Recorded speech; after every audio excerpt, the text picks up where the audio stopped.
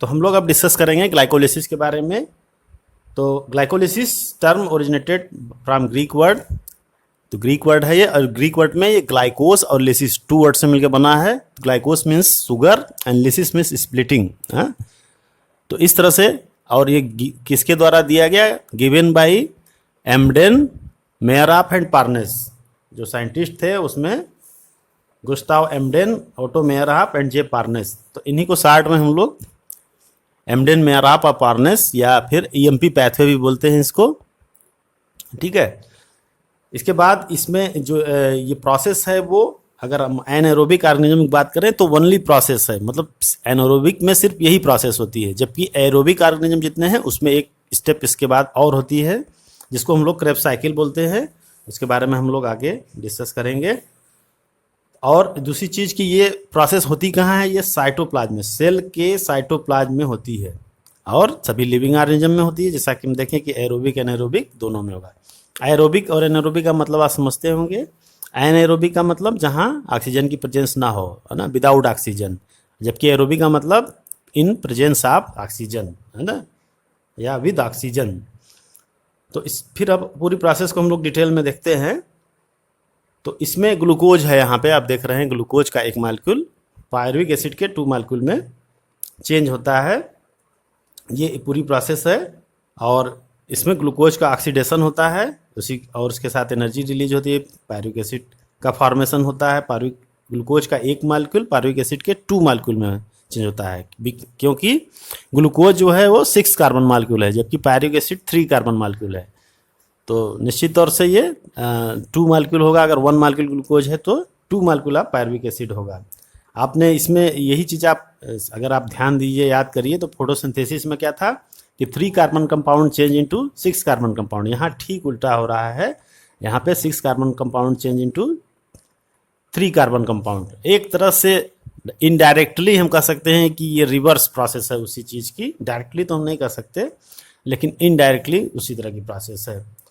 अब हम लोग आगे देखते हैं कि ये कैसे स्टार्ट होती है। तो जैसा कि हम लोग जानते हैं कि जो सुक्रोज है, फोटोसिंथेसिस का एंड प्रोडक्ट क्या है, सुक्रोज है। हमने देखा कि ग्लूकोज हुआ वहाँ पे formation at the end of photosynthesis, बाद में वो पॉलीमर हो जाता है, उसका डाइसेक्राइड बन जाता है सुक्रोज, और बहुत से स्टार्च का फॉर्मेशन होता है।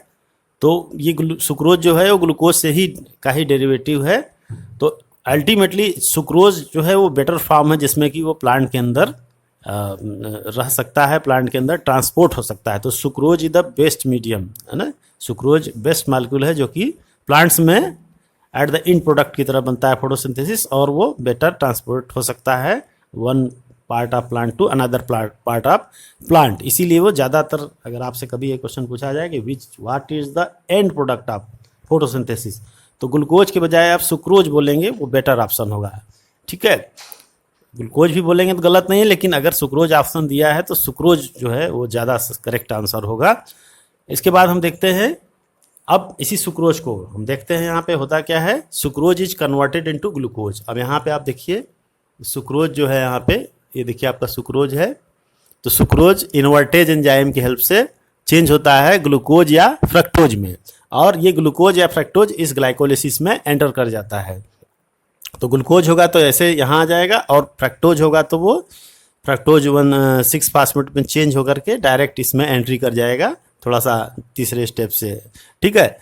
कुल मिला के कहने का मतलब, अगर एक जनरल बात करें तो ग्लूकोज हम इस तरह से प्रेजेंट करते हैं, लेकिन इस तरह से भी हम ये दिखाना जरूरी नहीं है, आपको इसी तरह दिखाएंगे तब भी हो जाएगा। लेकिन हमने बताया आपको कि सुक्रोज से ग्लूकोज में कैसे वो कन्वर्ट होता है, किस रूट से कन्वर्ट होता है, एक डायरेक्ट ग्लूकोज में, एक फ्रक्टोज के रूट में।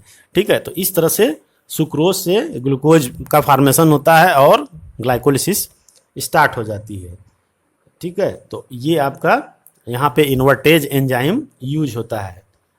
और जैसा कि आप जानते हैं सुक्रोज एक डाइसेक्राइड है। डाइसेक्राइड का मतलब 2 मालिक्यूल मिलके जब कोई एक मालिक्यूल बनाते हैं तो उसको हम लोग डाइसेक्राइड बोलते हैं। और ग्लूकोज, फ्रक्टोज या फिर गैलेक्टोज, ये क्या है आपका, ये मोनोसैक्राइड है, सिंगल मालिक्यूल है, इसमें मतलब कोई डबलिंग नहीं है। इसके बारे में हम लोग बायोमालिक्यूल में पढ़ेंगे कि ये मोनोसैक्राइड और डाइसेक्राइड क्या होता है। इसके बाद हम लोग देखते हैं कि ग्लूकोज और फ्रक्टोज जो है फास्फोराइलेटेड होते हैं to give rise to glucose 6 phosphate. ठीक है, ग्लूकोज 6 फास्फेट है। इसके बाद हम लोग यहाँ पे देखते हैं, ये देखिए आप, फ्रक्टोज है, ये फ्रक्टोज 6 फास्फोराइलेज हो रहा है। फास्फोराइलेज का मतलब फास्फेट इसमें जुड़ रहा है। यहाँ पर भी देखिए एक फास्फेट ग्रुप जुड़ा है ना, और यही बना। यहाँ पर भी एक फास्फेट ग्रुप जुड़ा और यही बना। तो ग्लूकोज से ग्लूकोज 6 फास्फेट और ग्लूकोज 6 फास्फेट से फिर फ्रक्टोज 6 फास्फेट। यहाँ पे फ्रक्टोज से डायरेक्ट फ्रक्टोज 6 फास्फेट बन रहा है। यहाँ पे एंजाइम कौन सा यूज हो रहा है? हेक्सोकाइनेज, है ना। काइनेज का मतलब होता है जहाँ पे फास्फेट जुड़ रहा हो, है ना। और दूसरा चीज हेक्सो इसलिए आया है वर्ड यहाँ पे क्योंकि ये 6 कार्बन मॉलिक्यूल है, इस हेक्सोज आप जानते होंगे। इसके बाद ग्लूकोज से ग्लूकोज 6 फास्फेट बन गया क्योंकि एक फास्फेट ग्रुप जुड़ गया इसके अंदर। फिर आप जानते हैं ग्लूकोज और फ्रक्टोज एक आइसोमर की तरह होते हैं, है ना। तो यहाँ पे जो एंजाइम होगा वो कौन सा होगा? फास्फोग्लूको आइसोमरेज। ठीक है, तो यहाँ पे जो एंजाइम होगा वो क्या होगा? फास्फोग्लूको आइसोमरेज होगा, क्योंकि एक तरह का ये आइसोमर हो गया है। ठीक है, ग्लूकोज फ्रक्टोज। और यहाँ पे डायरेक्ट बन रहा है यहाँ पे एटीपी के प्रेजेंस में फ्रक्टोज 6 फास्फेट बन रहा है।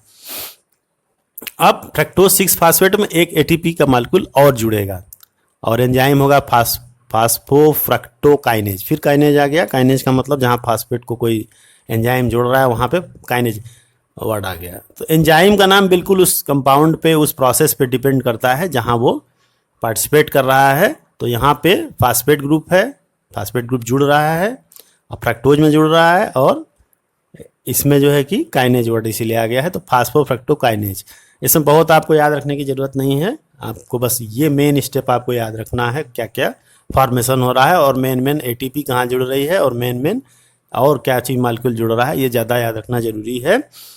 इसके बाद फ्रक्टोज 6 फास्फेट में एटीपी जुड़ने से बन गया फ्रक्टोज 1,6 बिस फास्फेट या डाईफास्फेट। 2 मॉलिक्यूल हो गए फास्फेट के। फिर यहाँ पे एल्डोलेज एक एंजाइम है, एल्डोलेज यहाँ पे एक एंजाइम जुड़ेगा। तो उससे क्या फॉर्मेशन होगा? आप देख रहे हैं यहाँ पे कि यहाँ पे बनता है ग्लिसरल्डिहाइड 3 फास्फेट, है ना। तो ये एल्डोलेज एंजाइम है ना। एल्डिहाइड जोड़ वो बनाने के लिए जो एंजाइम यूज हो रहा है वो एल्डोलेज है। तो इस तरह से हम देखते हैं कि ग्लिसरल्डिहाइड 3 फास्फेट, या इसको 3 फास्फोग्लिसरल्डिहाइड भी बोलते हैं, 3PGAL। तो हम लोगों ने देखा कि जो फ्रक्टोज 1,6 बिस फास्फेट में चेंज होता है वो अब एल्डोलेज एंजाइम के प्रेजेंस में चेंज होता है 3PGAL या ग्लिसरल्डिहाइड 3 फास्फेट। 3 फास्फोग्लिसरल्डिहाइड या ग्लिसरल्डिहाइड 3 फास्फेट दोनों एक ही चीज है। ये ट्रायोज है। ट्रायोज का मतलब होता है 3 कार्बन मॉलिक्यूल। ठीक है, और ये यहाँ पे है डाईहाइड्रॉक्सी एसीटोन फास्फेट, ये भी ट्रायोज है या 3 कार्बन। ये दोनों क्या है? आइसोमर हैं। ये दोनों इंटर कन्वर्टेबल हैं, आपस में ये चेंज होते रहते हैं, यानी दोनों मौजूद होते हैं। ये जब ज़्यादा हो जाता है तो इधर फॉर्म हो जाता है, जब ये ज़्यादा होता है तो इसकी कमी होगी तो ये इधर को मूव करेगा। तो इस तरह से ये एक बैलेंस स्टेज में रहता है आइसोमर। इसका इंपॉर्टेंस है, आगे हम बताएंगे। तो ये एक आइसोमर इक्विलिब्रियम में पड़ा रहता है। आप इक्विलिब्रियम का मतलब समझते होंगे, जब 2 स्टेजेज आपस में इंटर कन्वर्टेबल होती हैं तो एक इक्विलिब्रियम का मतलब बैलेंस स्टेज में रहती हैं। तो यहाँ पर फिर क्या होगा? ये 3 फास्फोग्लिसरल्डिहाइड फिर H3PO4 के प्रेजेंस में चेंज होता है 1,3 डाईफास्फोग्लिसरल्डिहाइड में। तो बुक में आपकी ये वाला स्टेज नहीं दिया है, डायरेक्ट यहाँ से यहाँ दिखाया गया है। तो हमने इसको थोड़ा और एक्सप्लेन कर दिया है। 1,3 डाईफास्फोग्लिसरल्डिहाइड, फिर इसका जो है डिहाइड्रोजनेशन होगा, इसमें हाइड्रोजन बाहर निकलेगी, तब ये चेंज हो जाएगा 1,3 बिस फास्फोग्लिसरिक एसिड या BPGA। 20 और डाई में कोई अंतर नहीं है। 20 और डाई का मतलब 2 होता है, चाहे 20 लिखिए या डाई लिखिए, उससे कोई फर्क नहीं है। एंजाइम यहाँ कौन सा यूज होगा? ट्रायोज फास्फेट डिहाइड्रोजिनेज, जो हाइड्रोजन को बाहर रिमूव करा रहा है। और ट्रायोज का मतलब यहाँ 3 कार्बन है। अभी तक आपने देखा ऊपर जितने भी मॉलिक्यूल थे ये सिंगल था, अब ये 6 कार्बन होने की वजह से सिंगल था। अब यहाँ पे क्या हो गया? ये 3 कार्बन हो गया। तो जब 3 कार्बन हो जाएगा तो क्या होगा? यहाँ पे सब मॉलिक्यूल डबल हो जाएंगे। ठीक है, ये अभी तक 6 कार्बन था, तो ये भी 3 कार्बन है। नीचे के जितने हैं सब 3 कार्बन होंगे। ठीक है, तो अब इनकी संख्या डबल हो जाएगी। ऐसा आपने उसमें भी देखा था फोटोसिंथेसिस में कि मॉलिक्यूल डबल हो जाते हैं, जहाँ पे कार्बन का नंबर हाफ होता है। तो यहाँ भी कार्बन का नंबर हाफ हो गया तो मॉलिक्यूल अब डबल हो जाएंगे। तो कहने का मतलब जो एटीपी है ये सिंगल यहाँ पे दिखाया गया है नीचे भी, तो ये डबल हो जाएंगे। अब आगे चलते हैं, पहले 1,3 बिस फास्फोग्लिसरिक एसिड चेंज हो जाएगा 3 फास्फोग्लिसरिक एसिड में, एक फास्फेट ग्रुप और रिमूव होगा इसमें से। तो जो डाई था यहाँ पे 20 था वो अब सिंगल हो गया। तो फास्फोग्लिसर ट्रांस फास्फोराइलेज, फास्फोग्लिसरिक ट्रांस फास्फोराइलेज, ये एंजाइम यहाँ पे यूज होगा। और 3 फास्फोग्लिसरिक, फिर 3 फास्फोग्लिसरिक एसिड चेंज होगा 2 फास्फोग्लिसरिक एसिड में। ठीक है, थोड़ा सा इसको हम लोग और डिटेल में जाते हैं। 3 फास्फोग्लिसरिक एसिड अब चेंज होगा 2 फास्फोग्लिसरिक एसिड में, फास्फोग्लिसरोम्यूटेज एंजाइम के प्रेजेंस में। फिर 2 फास्फोग्लिसरिक एसिड चेंज होगा 2 फास्फोइनॉल पायरुविक एसिड, ये इनोलेज एंजाइम के प्रेजेंस में होगा। यहाँ एक वाटर का मॉलिक्यूल रिलीज हो रहा है। फिर ये 2 फास्फोइनॉल पायरुविक एसिड से फिर एक एटीपी बाहर निकलेगी, तो फास्फेट ग्रुप इसमें से अलग हो गया, ये बन गया है पायरुविक एसिड। एंजाइम कौन सा यूज होगा? Pyruvate kinase. एंजाइम का नाम जो प्रोसीजर है और जो मॉलिक्यूल है इसके ऊपर डिपेंड करता है। तो बिल्कुल आप क्लियर यहाँ पे समझ गए सारी स्टेज कि कैसे फ्रक्टोज 1,6 बिसफास्फेट से ग्लिसरल्डिहाइड 3 फास्फेट बना, या 3 फास्फोग्लिसरल्डिहाइड 3 PgAl बना। फिर उसमें एक स्टेप और आया यहाँ पर, ये आप देख रहे हैं, ये बुक में आपके स्टेप नहीं है, हमने अलग से ऐड किया है इसको, कुछ बुक्स में है, इसको आप जरूरी नहीं है आपको, लेकिन हमने समझाने के लिए यहाँ बताया था आपको, आप इसको छोड़ सकते हैं। फिर 1,3 बिस फास्फोग्लिसरिक एसिड या 3 BPGA है ना, ये फॉर्मेशन होगा। फिर 3 फास्फोग्लिसरिक एसिड, फिर 2 फास्फोग्लिसरिक एसिड, फिर फास्फोइनॉल पायरुविक एसिड, फिर पायरुविक एसिड। इस तरह से पूरी ये साइकिल होती है। ठीक है, तो ये आपका ग्लाइकोलाइसिस के बारे में शॉर्ट में आपने बता दिया।